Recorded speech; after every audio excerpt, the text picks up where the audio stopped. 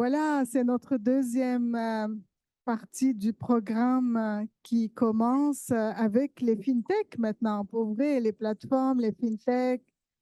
Bienvenue à notre deuxième partie du programme. Cette fois-ci, je vais présenter Charlène Bouchard qui va présider cette deuxième partie et je vais lui céder aussi toute la présidence et le reste de cette deuxième partie. Donc, la professeure Charlène Bouchard, elle est titulaire de la chaire de recherche sur les contrats intelligents et la chaîne de blocs de la Chambre des notaires. Elle est notaire et elle est professeure titulaire en droit de l'entreprise à la Fac de droit de l'Université Laval depuis 1998. Elle est détentrice d'un doctorat et de droit à l'Université de Paris 1, Panthéon-Sorbonne. Elle est l'auteur de plus d'une centaine de publications scientifiques et depuis quelques années, elle consacre ses recherches aux technologies émergentes et aux transformations du droit. Elle est pionnière sur la réflexion en entourant la chaire de bloc au Québec. Mais elle est avant tout une très chère collègue et une très bonne amie à moi. Donc, Charlène. Je vais prendre le micro, je vais vous raconter, c'est déjà arrivé en classe, un truc comme ça. Ça fait quand même plusieurs années. Pourtant, je n'ai pas mis de talons, parce que je me dis toujours maintenant, je ne mets plus de talons. Qu'il m'arrive une chose comme ça, voyez-vous. Donc, bonjour tout le monde. Je suis très contente d'être avec vous aujourd'hui, parce que je suis présente depuis ce matin, de participer à cette belle journée où on discute de technologie. Donc, cet après-midi, comme Mayol l'a mentionné, nous allons traiter de l'impact de la technologie sur l'écosystème de la fintech. Je me suis demandé, est-ce qu'on parle au pluriel ou au singulier? J'ai opté le singulier, donc la fintech. Donc, j'ai préparé une petite présentation. Moi, j'en ai pas pour longtemps. L'objectif, c'est de mettre en valeur les conférenciers qui vont me succéder, mais c'est peut-être de mettre la table là, Donc, tout d'abord, qu'est-ce que c'est la fintech? Et selon le Fisc québécois, la fintech est définie comme un ensemble de technologies numériques. Donc, on parle de technologies numériques évoluées, on parle de technologies récentes qui sont utilisées pour améliorer les services financiers et les services bancaires. Donc, la note est importante. On dit qu'on retrouve les fintech dans différents domaines, secteurs de prédilection, le domaine des banques, mais aussi les transports, la restauration. Elle permet notamment donc, le financement participatif, paiement en ligne, les services bancaires en ligne et l'utilisation, évidemment, des crypto-monnaies. Donc, ce qu'on constate de cette définition, c'est qu'il s'agit d'un écosystème qui est très large, qui offre des services bancaires et financiers. Les services bancaires et financiers sont dit dans la littérature de meilleure qualité, des solutions plus simples, des solutions moins chères et mieux adaptées aux besoins de la clientèle.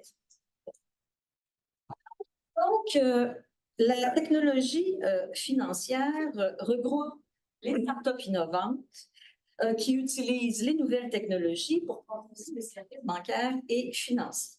Donc, si on veut résumer, la fintech constitue un terme qui est associé aux nouvelles technologies, dont principalement l'intelligence artificielle et la chaîne de blocs. Et là, j'en arrive à l'objet particulier de ma courte présentation. Donc, parmi les technologies qui conduisent la fintech à se développer, la chaîne de blocs serait, selon moi et selon une grande partie de la littérature scientifique que j'ai pu consulter, donc serait parmi les plus importants et plus importants encore que l'intelligence artificielle. Donc, je vais vous expliquer pourquoi. Donc, prenons l'exemple de FTX. FTX a évidemment défrayé beaucoup l'actualité au cours des derniers mois. Donc, malgré cette faillite retentissante et les nombreuses fraudes, on en discutera aussi cet après-midi, donc la technologie de la chaîne de blocs n'a jamais été remise en cause. Elle demeure encore aujourd'hui donc une technologie qui est extrêmement sécuritaire. Et j'insiste évidemment là-dessus. On va en parler là, tout au long des prochaines minutes. Ensuite, l'affaire FTX constituait non pas une crise financière, mais une crise de la défaillance de la gouvernance. Donc ça, c'est un élément qui est important parce qu'il y a de la confusion dans la littérature et je pense que cette question de la gouvernance, lorsqu'on parle des chaînes de blocs, c'est le prochain défi des chercheurs. Donc, par ailleurs, il ne faut pas non plus l'oublier. Donc, la technologie de chaîne de blocs est une technologie qui émerge, je dirais, à peine au Québec. Donc, on n'a encore rien vu. Beaucoup reste à faire comparativement à d'autres pays là, sur la planète où on discute beaucoup. Ici, ça s'est résumé, je dirais, presque essentiellement aux crypto-monnaies, un peu de NFT, mais pour le reste, là, la chaîne de blocs propose des transformations extrêmement intéressantes dont on n'a pas encore vu, je dirais, le début. Donc, vous avez ici la chaîne de blocs, elle est, à mon sens, intéressante pour l'industrie de la FinTech parce que les 4 caractéristiques principales de cette technologie répondent, à mon sens, aux principaux inconvénients du système financier. C'est ce que je vous ai mis ici. Donc, la chaîne de blocs, c'est une technologie de stockage et de transmission d'informations, informations transparentes. Ce matin, on a parlé beaucoup, et dans le résumé de mon collègue Pierre Noreau, donc du caractère occulte, du caractère opaque de l'intelligence artificielle. Eh bien, la chaîne de blocs pourra certainement être une réponse à la technologie de l'intelligence artificielle dans différentes applications. Donc, information transparente, information sécurité et qui fonctionne évidemment sans organe central de contrôle. Donc, la chaîne de blocs, c'est une technologie qui permet la création de registres numériques décentralisés et sécurisés. Donc, sécurité des données qui sont validées par des algorithmes cryptographiques.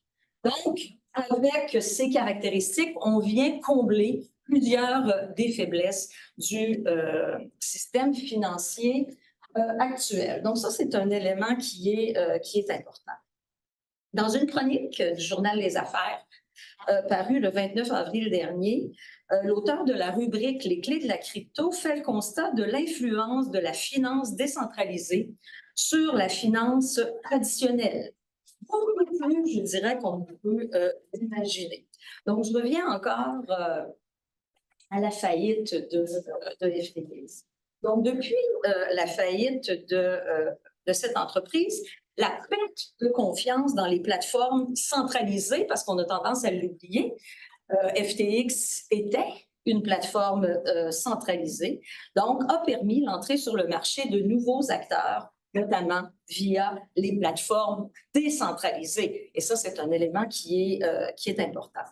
Ensuite, on constate, et ce sont les éléments que vous avez devant vous sur la diapo, que la chaîne de blocs a contaminé positivement la finance traditionnelle parce qu'on y retrouve aujourd'hui donc l'exploitation des développements cryptographiques pour la protection des données sensibles, le renforcement de l'intégrité des communications financières. On a aussi emprunté à la technologie de la chaîne de blocs les standards, je dirais, qui ont été développés par l'industrie de la crypto, là encore pour s'assurer que les informations financières conservées demeurent confidentielles et inviolables. On a encore emprunté l'infrastructure à clé publique pour la protection des données sensibles en transit, de même que pour assurer l'authenticité des documents grâce aux signatures numériques. Et je dirais que ce n'est qu'un début. Donc, ce n'est que le début de la pénétration de la chaîne de blocs dans la finance traditionnelle. Je vous ai mis des exemples ici. On peut penser, donc, dans le futur, à des éléments qui seraient extrêmement positifs, comme par exemple l'identité numérique auto-souveraine qui permettra donc aux citoyens de mieux contrôler les données personnelles. Je pense à mes collègues notaires pour qui c'est un enjeu extrêmement important là, dans le cadre des actes dématérialisés. Je pense aussi aux preuves à connaissance nulle avec lesquelles une partie pourra prouver à une autre qu'une déclaration est vraie sans révéler son identité et sans révéler aussi aucune autre information. Je pense à ce qui, puis on le voit beaucoup dans l'actualité, dans la veille, la tokenisation. Donc, la tokenisation de l'économie va transformer complètement l'industrie de la finance, l'automatisation avec les contrats intelligents. Donc, j'ai presque terminé. Tous ces exemples représentent, à mon sens, une profonde transformation de la façon dont la confiance est établie avec cette technologie. Et ce n'est pas moi qui le dis, c'est une citation que j'ai empruntée à la Banque des règlements internationaux. J'ajouterai aussi que la blockchain, la chaîne de blocs, c'est une machine à créer de la confiance. C'est une technologie qui permet de contracter avec une personne que l'on ne connaît pas en toute sécurité, puisque la technologie va pallier, dans certains cas, la présence du tiers de confiance. Et je dis bien du tiers de confiance sans valeur ajoutée. On aura peut-être l'occasion d'en discuter. Donc, il ne faut pas l'oublier, la technologie, c'est un outil. Donc, le rôle du professionnel demeure extrêmement important. Donc, pour terminer, je vous laisserai avec ce rapport que vous connaissez peut-être de l'Abri, où on a développé le concept de Finternet. Donc, à la base de ce concept et la technologie de la chaîne de blocs, mais la technologie, je dirais, plus. Donc, la définition, c'est un Internet de la finance où de multiples écosystèmes financiers sont interconnectés les uns aux autres pour donner du pouvoir aux particuliers et aux entreprises en les situant au centre de la vie financière. Donc, dans cette définition, il y a deux éléments qui m'apparaissent extrêmement importants. L'interopérabilité, tout d'abord, qui est l'avenir, à mon sens, de la recherche sur la technologie de la chaîne de blocs, puisqu'aujourd'hui, les chaînes de blocs ne se parlent pas. Elles ne sont pas interopérables. Et l'autre élément, donc situer le particulier et l'entreprise au centre de la vie financière, ça, c'est vraiment, comment dire, c'est le cœur, je dirais, de la philosophie de la chaîne de blocs. Un Internet où le citoyen reprend le contrôle de ses données, n'est plus le sujet, la victime, je dirais, des abus de position dominante des géants de l'Internet. Donc, je vous laisserai cogiter là-dessus. En terminant, je vous dirais que ceux qui sont intéressés, vous allez me permettre de vous parler de la chaire que je dirige depuis 5 ans, donc la chaire de recherche sur les contrats intelligents et la technologie de la chaîne de blocs. Donc, l'objectif de cette chaire, c'est d'étudier les aspects juridiques reliés à cette technologie et aux autres technologies en émergence, de proposer une réflexion critique sur les enjeux relatifs à l'introduction de ces nouvelles technologies et en matière de protection du public et d'accès accru à la justice, c'est d'accompagner donc le notariat et d'accompagner de façon plus large les professionnels dans leur exercice de transformation numérique. Et je suis très heureuse, évidemment, d'avoir le plaisir de travailler avec Maya et les autres collègues dans le cadre du consortium. Voilà.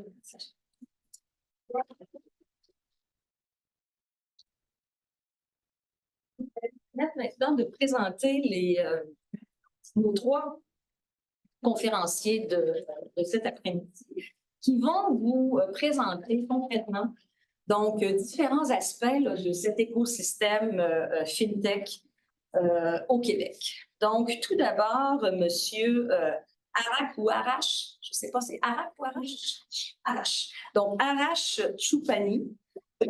Donc, la présentation, je vais présenter nos 3 invités dans un bloc et puis ensuite, je vous laisserai aller. Donc, la présentation, ce sera favoriser l'innovation, le rôle des données, des régulations et de l'optimisme technologique aujourd'hui. Donc, ce conférencier a 15 ans d'expérience dans le leadership technologique au sein de start-up en forte croissance, ayant occupé des rôles allant d'ingénieur logiciel à CTO et dirigeant d'ingénierie pour 4 entreprises financées par des fonds de capital de risque à New York et à Montréal. En 2018, il a cofondé RicLife à Montréal avec le soutien de Diagram Venture et Will Venture. L'entreprise a rapidement étendu son produit EnsurTech, aboutissant à une acquisition par Zynia en 2022. Il a ensuite rejoint Meta, et oui, Meta, pour contribuer donc à leur initiative pour les créateurs. Donc, depuis 2024, Arash est à San Francisco travaillant au lancement d'une nouvelle entreprise.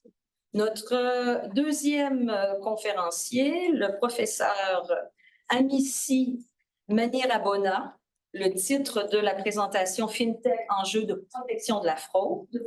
Il est professeur titulaire, co-directeur de la clinique juridique sur les droits des victimes d'actes criminels. Son domaine d'expertise touche notamment la responsabilité pénale des individus et des entreprises, conformité et responsabilité sociale des entreprises multinationales, crime économique, corruption, blanchiment de capitaux et fraude. Et finalement, Maître Sébastien Boisjoli, donc le titre de la présentation, l'écosystème, tendances et perspectives dans le secteur de la finance. Vice-président FinTech et Technological Innovation de Finance Montréal, Maître Boisjoli dirige la réflexion stratégique de l'axe technologie et finance en interaction avec les membres de Finance Montréal et les principaux acteurs de l'écosystème afin d'identifier et réaliser des initiatives technologiques porteuses pour l'industrie financière. Donc voilà nos trois invités de l'après-midi.